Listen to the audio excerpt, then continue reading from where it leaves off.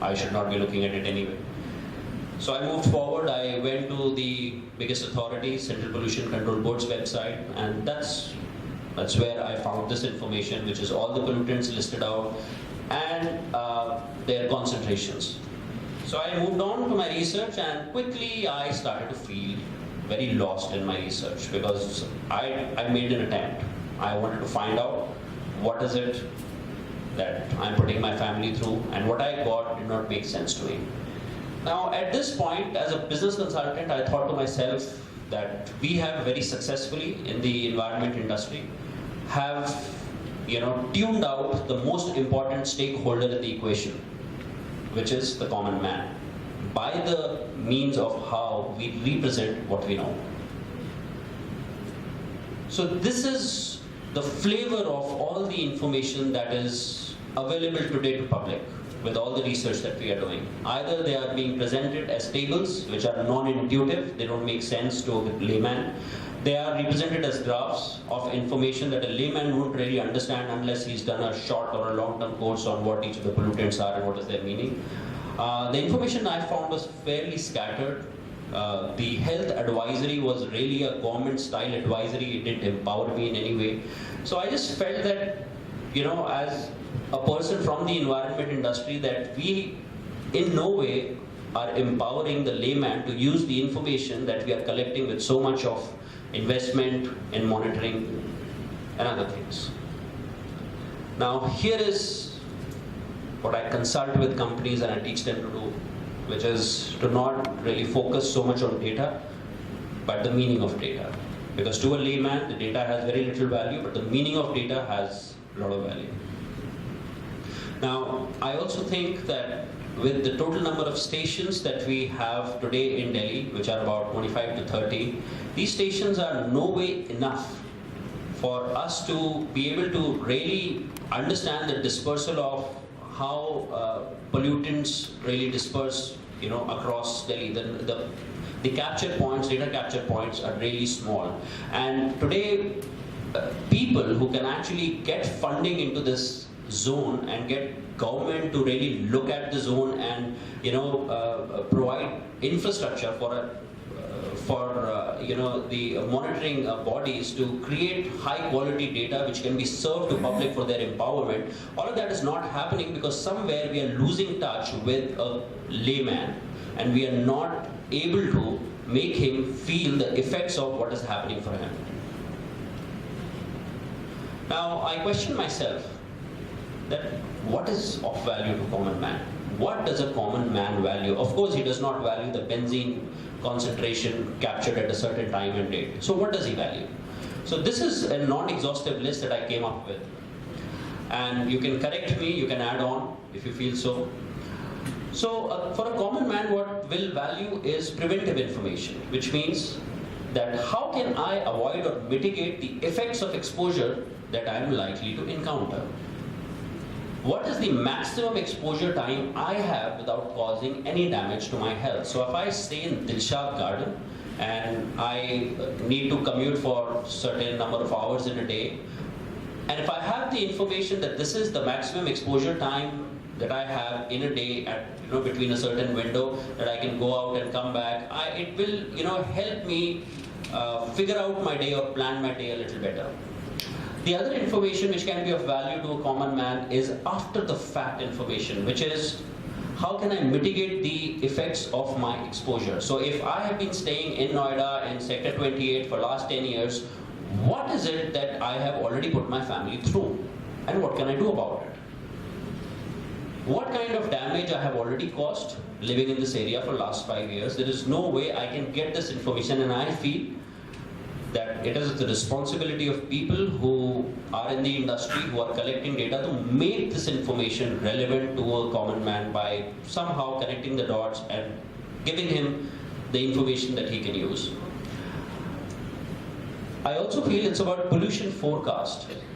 Now currently majorly what all of us are doing is we are capturing after the fact information. So information, pollution happens, we capture it, and whatever we capture does not reflect what's going to happen in the future. It's an after the fact information.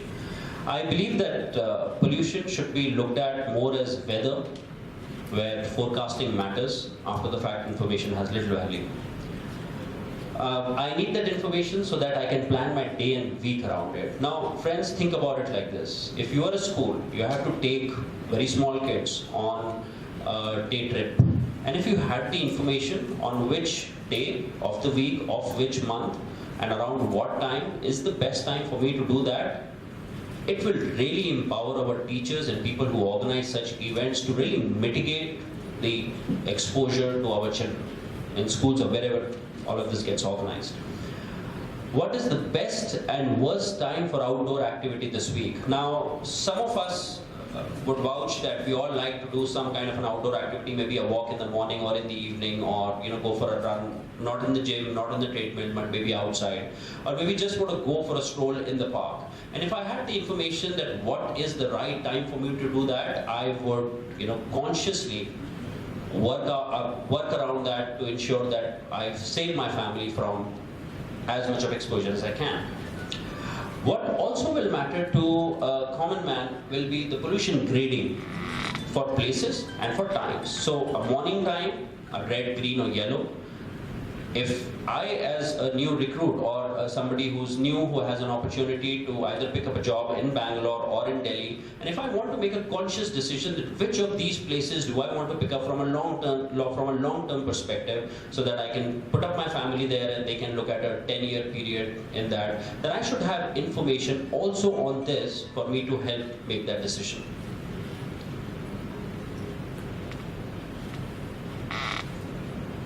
So these are some of the thoughts that I thought I'd share with you. Now here is, if I had to condense what I learned through my own exercise and how I felt, this is what it is. The objective of all data collection is to make the data collection exercise output intelligence that a common man can use.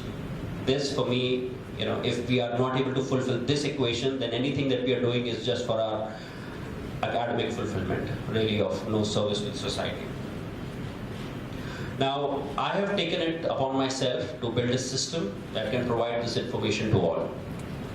It is not an easy task. I'm looking for collaboration because it's not a one-man's job. It requires interdisciplinary collaboration.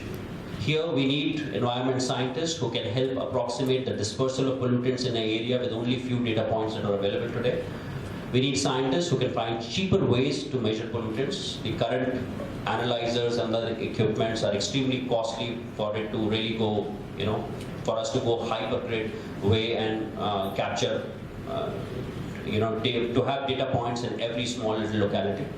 We need to have instrument manufacturers who can build such sensors which are low cost. We need data scientists who can do pollution forecasting hourly based on the little data points that we have. We need doctors who have experience of research in health driven by pollution. And we need concerned citizens who can suggest more ways of how we can use the data.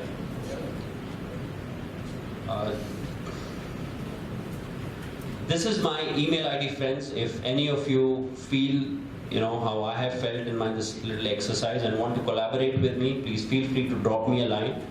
I will get in touch with you, and a lot of people already have gotten in touch with us, and we are trying to brainstorm and see what is it that we can do to plug these two gaps that we have. First gap being, how do we calculate dispersal of pollutants given only 30 data points across Delhi?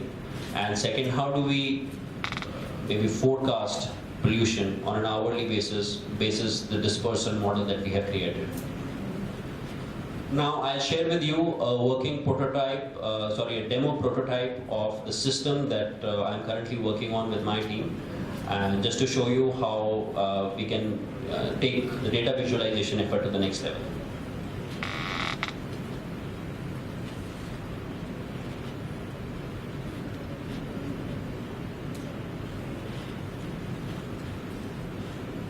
So, okay.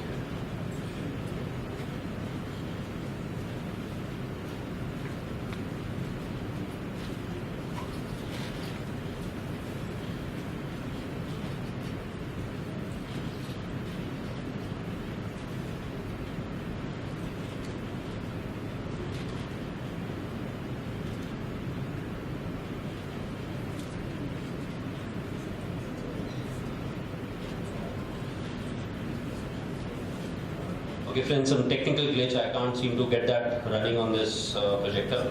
So this is my vision of how we should be presenting data to Delhi, not as individual data points, but more like a heat map for every pollutant, which has in it the information and intelligence of dispersal modeling, basis n number of data points that we are able to get information from. And I should be able to go down to every small little area and get information like this. So if I go to North Delhi, then I should be able to get information like this, where it tells me that an exposure of more than 2 hours, what it will mean for my eyes, for my throat, for my nose, so that I can take respective precautions for my child and myself, and have that distinction of treatment for an adult and application for a child. I should be able to get the forecast of next 24 hours to see what are the best times for me to go out in a quick dashboard style. And I should also get a sense of what is the trending worst and best time that is currently happening for me in this week. And if I want to do the rest of the things that we talked about, that calculate exposure, if I have lived in a certain place for the last 5 years, be able to calculate that all from a dashboard style, making it just like maybe Make My Trip for environment, making it easier for a common man to grasp the information, take the information as we have spoiled him to take by these by a consumerist ecosystem. And behind this, the idea being that at the end of the day, we should help people make informed decisions, and that's my quest, that we should deal with the data in a way that we finally are able to give people information so they can choose what they want to do with their lives. Thank you. I would request Dr. Manju and Dr. Meena. A lot of our children are going to CPCB, because some of them could be attached to Dr. Beg and Sawan. I think they